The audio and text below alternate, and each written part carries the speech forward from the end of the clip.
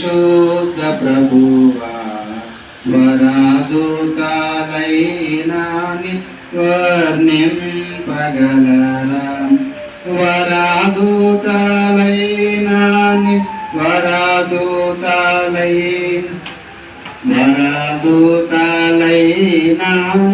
వర్ణింపగలరా పరిశుద్ధ జన కూడా పరమాత్మ రూపుడా పరిశుద్ధ జన కూడా పరమాత్మ రూపుడా నిరూపమ బల బుద్ధి నీతి ప్రభావం నిరూపమ బల బుద్ధి నిరూపమ బల బుద్ధి నిరూపమ బల బుద్ధి నీతి ప్రభావ పరిశుద్ధ పరిశుద్ధ పరిశుద్ధ ప్రభువా వరాదుత లైనాని వర్ణింపగలరా. తీసుకురాను రెండు మాటలు తీసుకురా.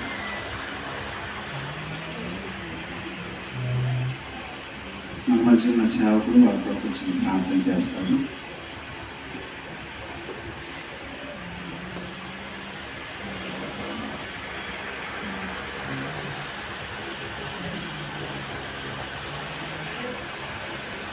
పెళ్లి కుమారుడు పెళ్లి కుమార్తె మీదకి వచ్చారు. ప్రార్థన చేసుకుని ఒక వివాహ కార్యక్రమం వెళ్దాం. చిన్న ప్రార్థన చేసుకుందాం. మహాపరిశుద్ధుడ ప్రేమల తండ్రి కృపగల దేవ, మీ ఘనమైన శ్రేష్టమైన నామాన్ని బట్టి స్తుతులు స్తోత్రాలు చెల్లిస్తూ ఉన్నాం. ప్రభాయి దినమైన పవన్ కుమార్ అలాగే లక్ష్మి వారి ఇరువురు ప్రేమించి దినమునైనా జతపరచడానికి ఆయన వచ్చిన సాగులను బట్టి అలాగే బంధువులు స్నేహితులు రక్త సంబంధులు శ్రేయభిలాషులు అందరిని బట్టి వందనాలు చెల్లిస్తూ ఉన్నాం. ప్రభావిత వరకు పాటల ద్వారా మీ నామాన్ని మహింపరిచారు. వివాహ కార్యక్రమం వెళ్తుండగా మీరే అధ్యక్షత వహించి మీ నామానికి మహిమ తెచ్చుకున్నది. ఎక్కడ దుష్టుడికి చోటు లేకుండా ప్రభాని కృప చేత వివాహాన్ని ఘనముగా జరిగించి మీ నామానికి మహిమ తెచ్చుకున్నది. ఎందుకంటే వివాహం అన్ని విషయంలో ఘనమైన చెప్పావు కనుక ప్రభా యొక్క వివాహాన్ని ఘనముగా మహిమకరంగా జరిగించి మీ నామానికి మహిమ తెచ్చుకున్నాను. ప్రభు యేసుక్రీస్తు నామంలో ప్రార్థించి వేడుకొనుచున్నాము తండ్రి, ఆమేన్. దయచేసి కూర్చున్నాం.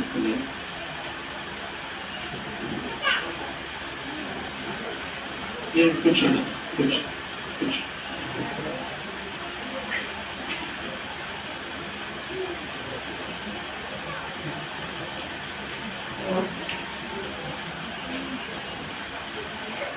వివాహ కార్యక్రమం వెళ్దాం. మరి ఈ సమయంలో బైబిల్ నుంచి వివాహ సంబంధించినటువంటి పట్టణాలు ఉన్నాయి. ఆదికాండము 2వ అధ్యాయము 18వ వచనం నుంచి 24వ వచనం వరకు మధ్యలో ఉన్న పాస్టర్ గారు శైలు పాస్టర్ గారు వచ్చి ఆదికాండము 2వ అధ్యాయము 18వ వచనం నుంచి 24వ వచనం వరకు చదువుతారు.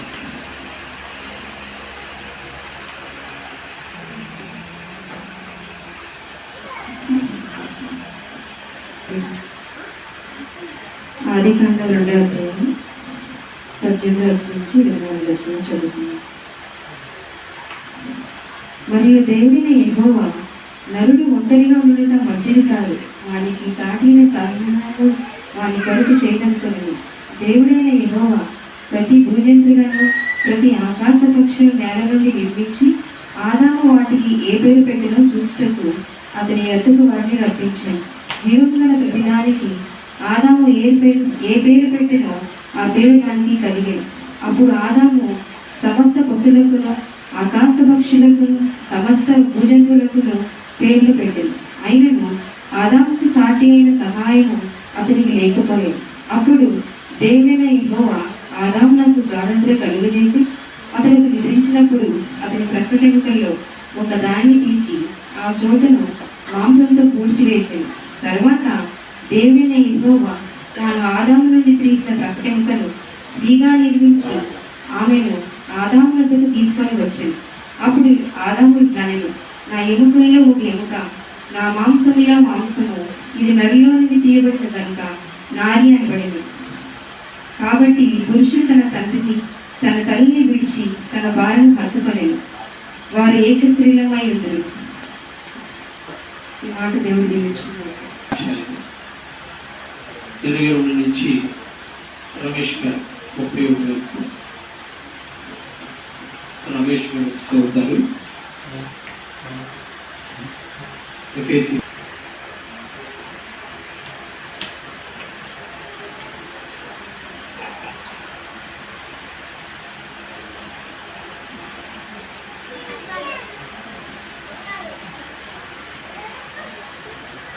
స్త్రీలారా, ప్రభువు వలె మీ సొంత పురుషులకు లోబడి ఉండుడి.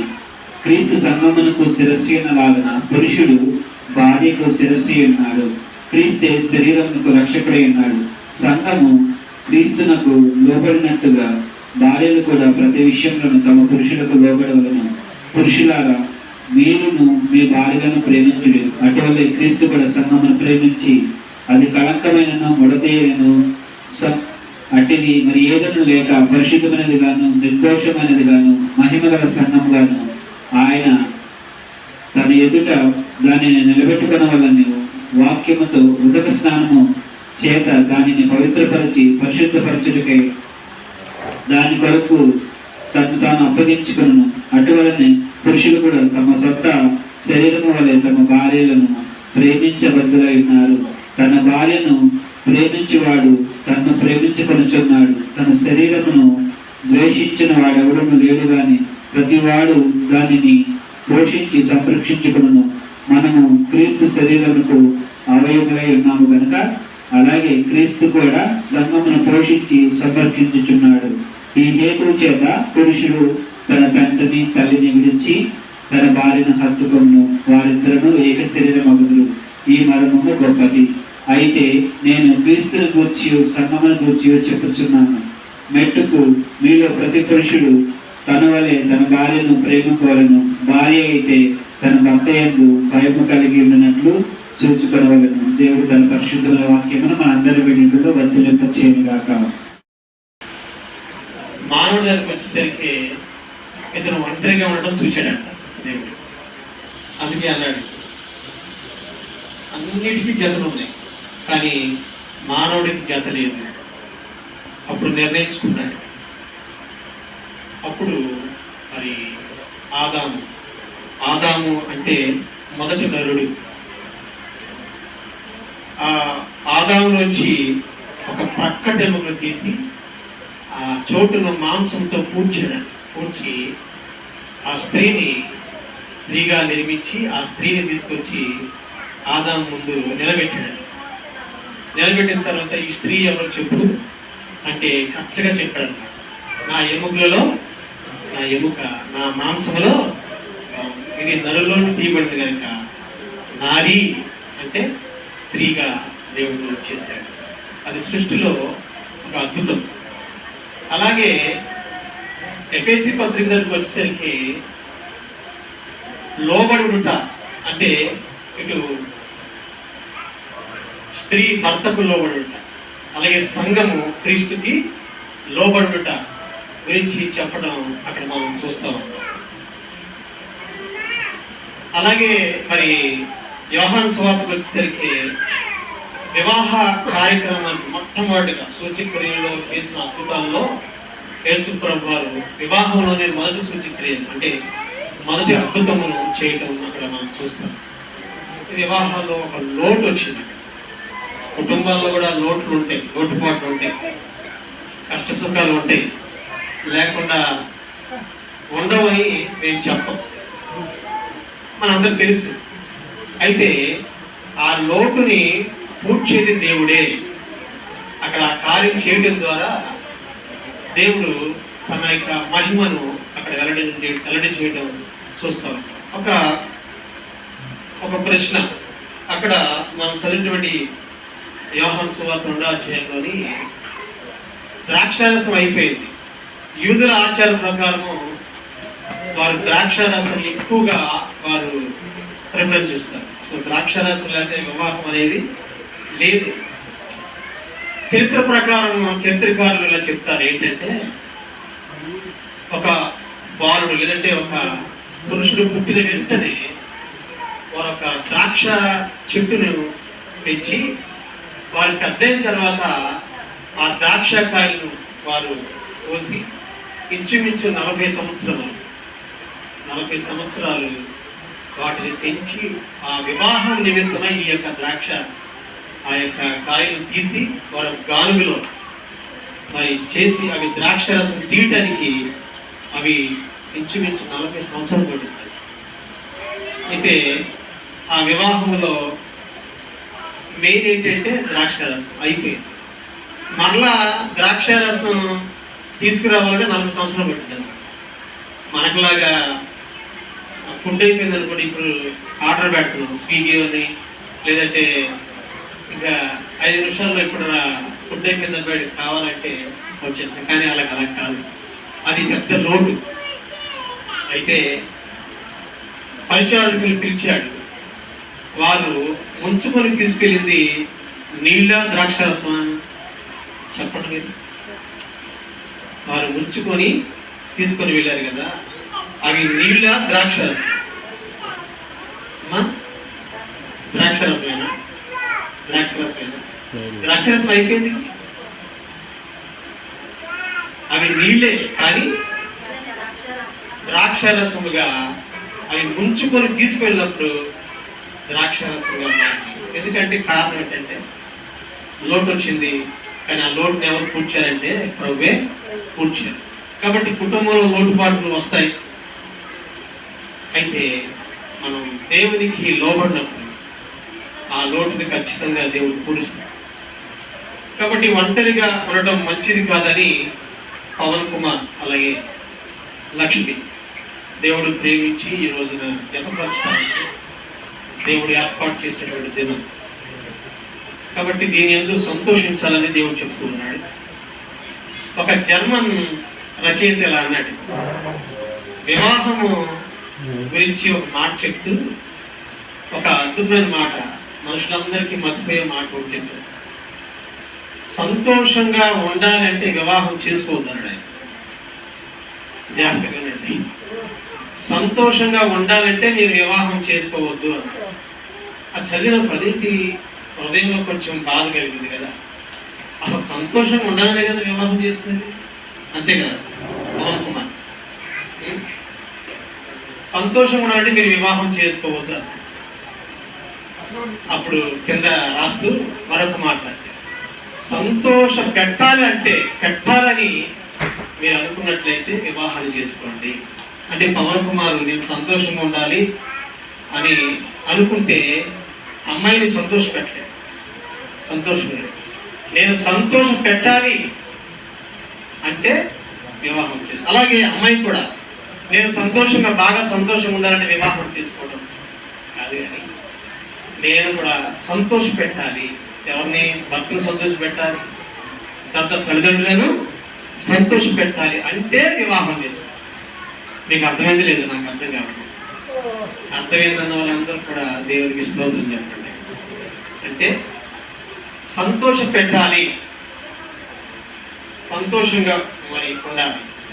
మనం కుటుంబంగా మరి ఈ రోజు నుంచి పవన్ కుమార్ లక్ష్మి ఒక కుటుంబంగా జత చేసినటువంటి ఈ తరుణంలో వారు సంతోషంగా ఉంటూ ఇద్దరిని సంతోషంగా పెట్టాలి.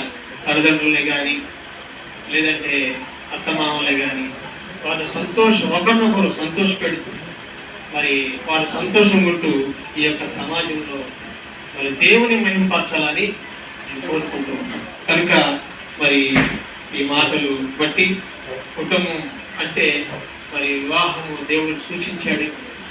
ఆనాడు ఆయనే ఆ వివాహ కార్యక్రమానికి అటెండ్ అయ్యాడు. మరి వివాహం అన్ని విషయంలో ఘనమైందని చెప్పాడు. కనుక మరి ఈ యొక్క వివాహ కార్యక్రమానికి వచ్చినటువంటి బంధువులే కానీ స్నేహితులే కానీ అందరికీ మరొకసారి వందనాలు చెల్లిస్తూ మరి సమయం చాలా అయింది. మరి వివాహ కార్యక్రమంకి వెళ్దాం. మన మధ్యలో వివాహకర్తగా ఉన్నటువంటి కాళీలు గారు, కాళీలు గారు ఉన్నారు. ఈ సమయాన్ని వారికి అప్పగిస్తా ఉన్నాం. త్వరగానే ముగించడానికి ప్రయత్నం చేద్దాం. ఈ సమయాన్ని తిరిగి దైవజనులకి అప్పగిస్తా ఉన్నాం. హల్లెలూయా. ఇప్పటివరకు వివాహం గురించి చక్కటి మాటలు ఎన్నో చెప్పారు. విని వదిలేసేవారు అంటే మనకు ఆశీర్వాదం కాదు, కానీ విన్న దాని ప్రకారం మన జీవితం నడుచుకుంటే మనకి ఎంతో దీవెన, ఆశీర్వాదం.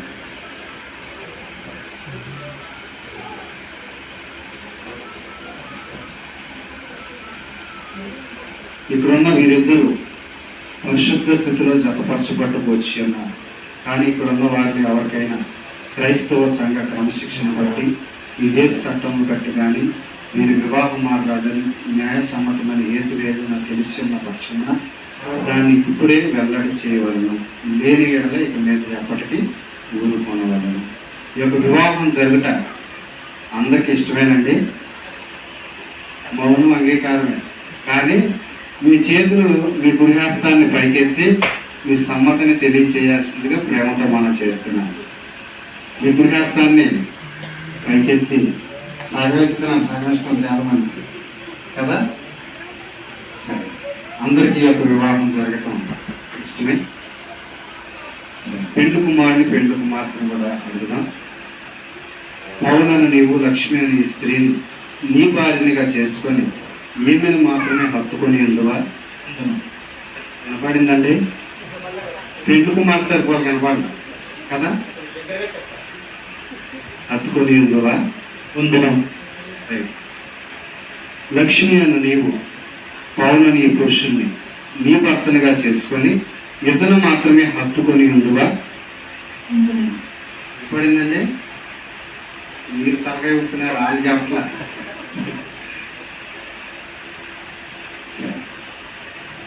పెళ్లి కుమారుని తరపు తల్లిదండ్రులు కానీ సంరక్షకులు కానీ స్టేజ్ మీదకి రావాల్సిందిగా ప్రేమతో మనం చేస్తూ ఉన్నాం. పెళ్లి కుమార్తె తరపున తల్లిదండ్రులు కానీ సంరక్షకులు కానీ, సంరక్షకులు అంటే పెద్దనాన్న పెద్దలు కానీ మేనత్త మేనమామలు కానీ భార్య భర్తలు రండి.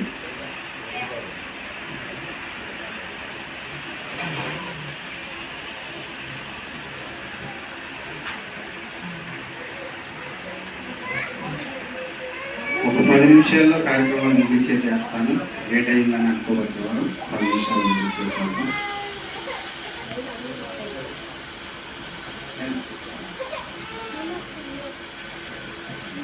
త్వరగా రావాలి, ఇప్పటికే చాలా ఆలస్యం వస్తే కార్యక్రమం తెలుసుకున్నాం. పెళ్లి కుమార్తె తరఫున సంరక్షణ. సరే, అందరూ కూడా ఇటు చూడండి. లక్ష్మిని మీ కోడలుగా చేసుకోవడం మీకు ఇష్టమేనండి? ఇష్టం. గట్టిగా చెప్పకూడదు, గట్టిగా చెప్పారు.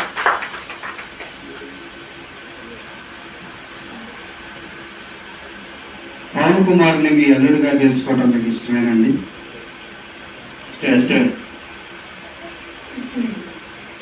మామగారు 2 సార్లు చెప్పాడు గట్టిగా ఇష్టం అనుకుంటా. గట్టిగా చదువు కొడతాం.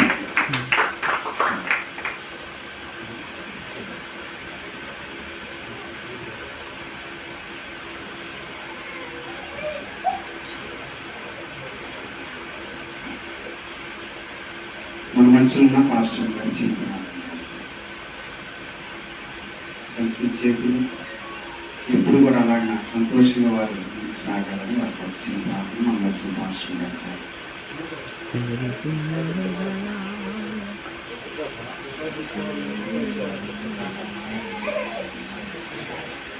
స్తోత్రము స్తోత్రము స్తోత్రము తండ్రి, మహాపరిశుద్ధ ప్రేమ నమ్మకమైన దేవ, ఈ ఘనమైన శ్రేష్టమైన నామానికి స్తుతిని స్తోత్రాలు చెల్లిస్తున్నాం దేవ. ఈ మంచి ఉదయకాల సమయంలో దేవ యేసయ్య, వరుడు ప్రభునైన పవన్ కుమార్ అయిన వరుడు ప్రభు లక్ష్మి బట్టి ఇది స్తుతిస్తున్నాం ప్రభు దేవ. వాళ్ళిద్దరిని మీరు జతపరిచినందుకు మీకు వందనాలు స్తోత్రాలు చెల్లించుకుంటున్నాం ఆయన. ఈ పరిశుద్ధ వివాహం ప్రభునైనా మీరు ఏర్పాటు చేసిన విధానానికి మీకు వందనాలు స్తోత్రాలు చెల్లిస్తున్నాం ఆయన. ఇరువురిని జతపరుస్తున్నాం ప్రభునైనా అయినా మీరు సహాయం చేయండి, పరిశుద్ధపరచండి, కృప చూపించండి ఆయన. నేను మీ జీవితంలో ప్రభు గొప్ప కార్యం జరిగించండి ప్రభు. ఏ లోటుబాట్లు లేకుండా ప్రభు నాయన జీవితం నాయన ముందు కొనసాగడానికి సహాయం చేయండి. మీరు గొప్ప కార్యం జరిగించిన ప్రార్థన చేస్తే మా వివాహం ఇంకా నాయన మీ నామాన్ని మహిమతో జరిగించిన ప్రార్థన చేస్తే నీకే మహిమ ఘనత ప్రభావాలు చెల్లించుకుంది. ఏసు నామంలో ప్రార్థించి అడిగి వేడుకుంటున్నాము తండ్రి. ఆమేన్. తప్పనండి.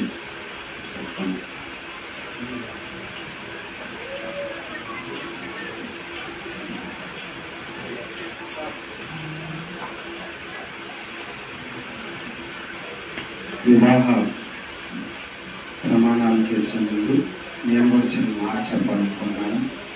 మీరు దాంపత్య జీవితం సంతోషంగా ముందుకు సాగాలంటే ఒకరి ఒకరు ప్రేమగా 4 విషయాలు చూడాలి, 4 మాటలు చూడాలి. ఒకటి, ఒకరిని ఒకరు ప్రేమించుకుంటూ ఉండాలి. చాలామంది అంటారు ప్రేమకు ముందు, పెళ్ళికి ముందు ప్రేమ ఉంటుంది చాలామంది జీవితాల్లో. పెళ్ళి అయిన తర్వాత ప్రేమ అనేది ఉండటం లేదు. కనుక బైబిల్ గ్రంథం ప్రకారం మీరు జీవితం సంతోషంగా ఆనందంగా అభివృద్ధి అవ్వాలి, ఫలించాలి, దీవెనకరంగా ఉండాలంటే ఒకరిని ఒకరు వివాహం కాకముందు ఎంత ప్రేమ కలిగి ఉన్నారో వివాహమైన తర్వాత అంతకంటే ఎక్కువ ప్రేమ కలిగి ముందుకు సాగాలి. అలాగే ఒకరినొకరు గౌరవించుకోవాలి. ఈ రోజుల్లో భర్తను గౌరవించలేదు, భార్యను కూడా గౌరవించలేదు.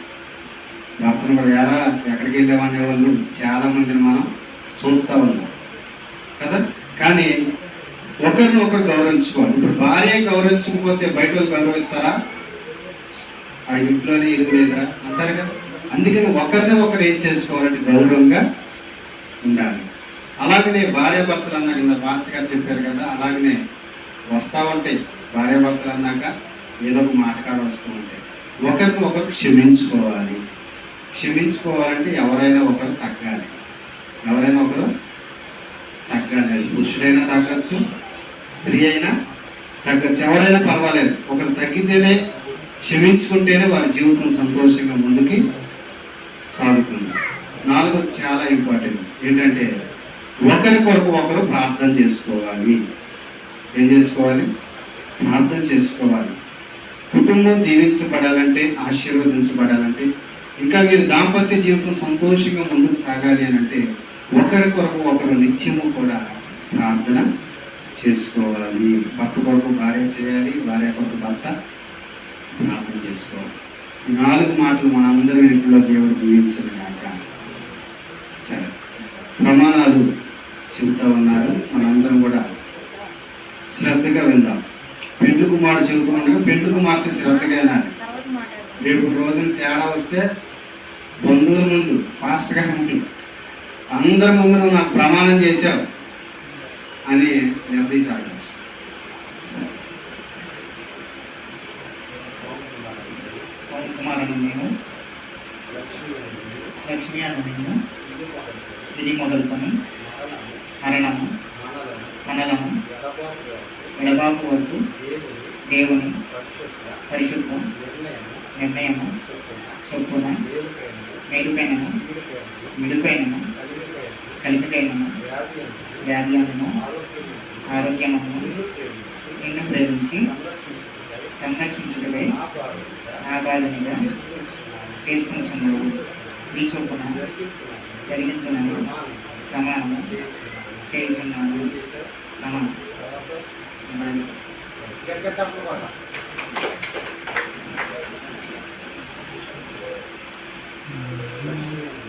లక్ష్మీ పవన్ కుమార్ ఇది మొదలుకొని మరణము, మనలను, కడబాపు వరకు దేవుని పరిశుద్ధ నిర్ణయము చొప్పున మేలుకైనను, కీడుకైనను, కలిగికైనను, వ్యాధి అయినను, ఆరోగ్యమును నిన్ను ప్రేమించి సంరక్షించి నీకు లోపడి ఉండటికి నా భర్తను చేసుకొనిచున్నాను. ఈ చెప్పున జరిగి ప్రమాణం చేయుచున్నాను. ప్రమాణం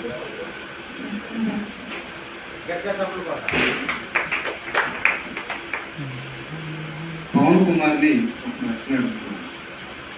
ఈరోజు నీ పెళ్లి కనుక పెళ్లి కుమార్తె కొరకు ఏం గిఫ్ట్ తీసుకొచ్చావు? గట్టిగా చెప్పకూడదు, చాలా పిల్లలు తిరిగానే ఉన్నారు, చక్కగా తిరుగుతున్నాను.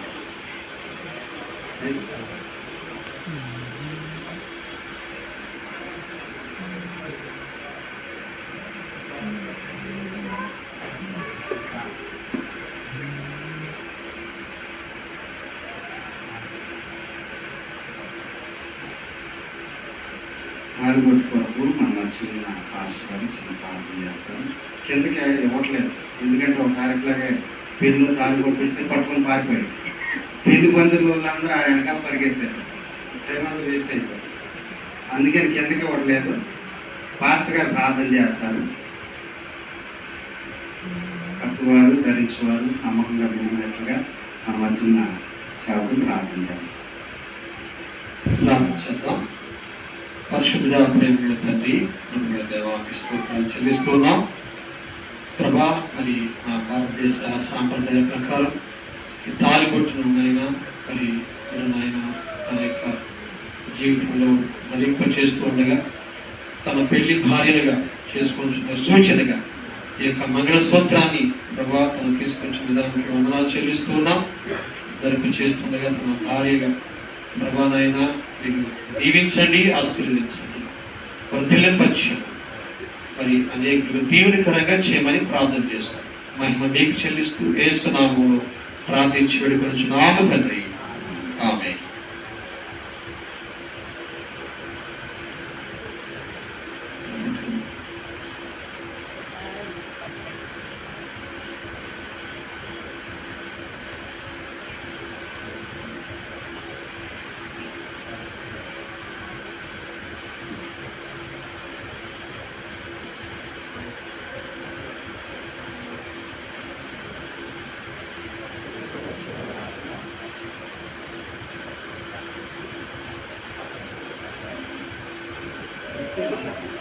నిత్య నమ్మకంతో స్థిరమైన ప్రేమతో సూచనగా ఈ మంగళసూత్రము నీకు ధరింపచేస్తున్నాను మరియు నా శరీరంలో నిన్ను బలపరచు, నా ఆస్తి అంతటితో నిన్ను పాలు భావిస్తున్నానుగా చేసుకొనిచున్నాను.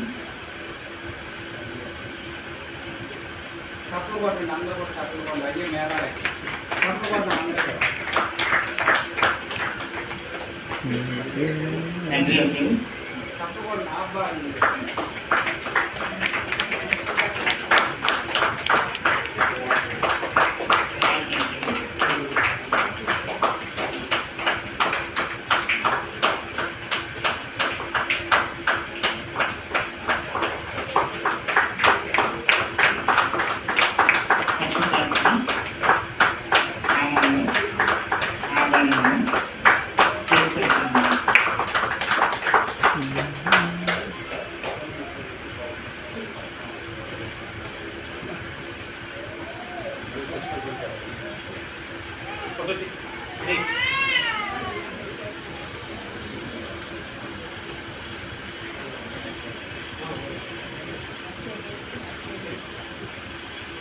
వివాహమన్నది పవిత్రమైనది, ఘనమైన దేవుడు ఏర్పరచినది. వివాహమన్నది పవిత్రమైనది, ఘనుడైన దేవుడు ఏర్పరచినది. ఎముకలలో ఒక ఎముకగా, దేహములో సగభాగముగా, నారిగా సహకారిగా స్త్రీని నిర్మించినాడు దేవుడు. వివాహమన్నది పవిత్రమైనది, ఘనుడైన దేవుడు ఏర్పరచినది. వివాహమన్నది పవిత్రమైనది, ఘనుడైన దేవుడు ఏర్పరచినది.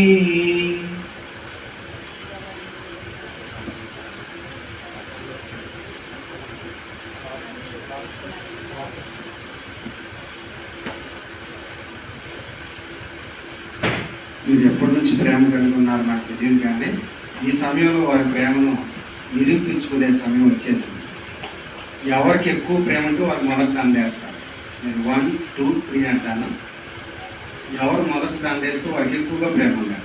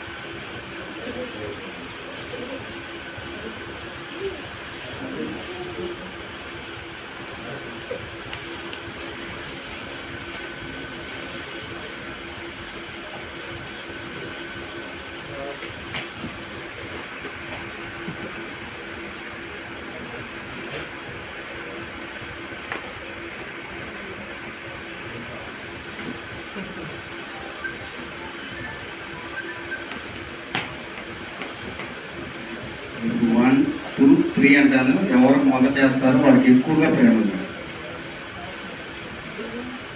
1, 2, 3 పోటీ పడ్డారు ఇద్దరు ప్రేమ. గట్టిగా చప్పుడు పడతాం.